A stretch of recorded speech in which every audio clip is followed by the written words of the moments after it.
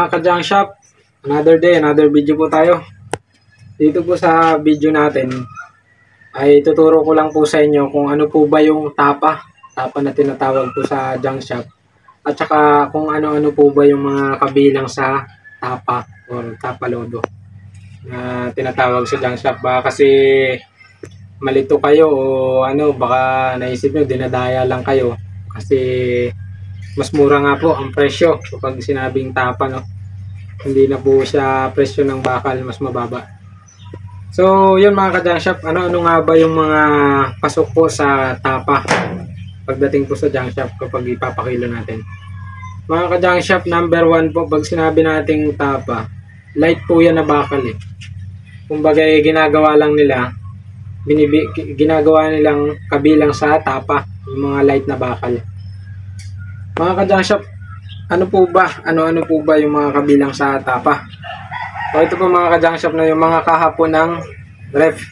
Kapag po nagbabaklas tayo, yung mga kahapon ng ref na nakukuha natin, kabilang po yan sa tapa. Kahapon ng washing machine, yung lata na kaha ng washing machine, kabilang din po yan.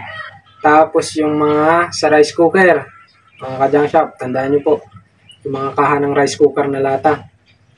Tapos yung mga ganito mga ka-junk shop po, yung mga kasirola na ganito, yung mga nadikit sa magnet, tapa rin po yan. Yung mga tangke po ng motor, tapalodo ng motor, yan kabilang po yan sa mga tapa. Tsaka po mga ka-junk shop dito sa amin, yung mga pag po kayo nagbaklas ng isang buong sasakyan, katulad po ng mga kotse, yung pong mga kaha, minsan kalimitan sinasama nila sa tapa, lalo na po yung wala masyadong nakadikit na mga solid na bakal. Yun po mga ka-junk shop. Tapos po yung mga plain sheet na maninipis, yung mga ginagamit sa mga pangdingding sa mga sidecar ng mga tricycle, yan mga ka-junk shop, basta wala yung nakadikit na bakal, tatapa po nila yan. Kabilang na po yan sa tapalodo. Saka po yung maliliit na steel matting. Yung maliliit na steel matting, sinasama na rin po nila yan sa tapa.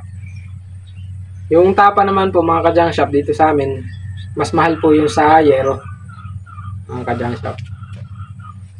So ayun lang mga ka-junk shop, sana po kayo may natutunan sa ating video. Maraming salamat po, sana lagi po kayong manood ng ating mga video. Saka po dun sa mga bago pa lang po na nanonood sa aking mga video, mag-subscribe na po kayo. Marami po kayong matututunan ng mga video about sa junk shop. Maraming salamat po.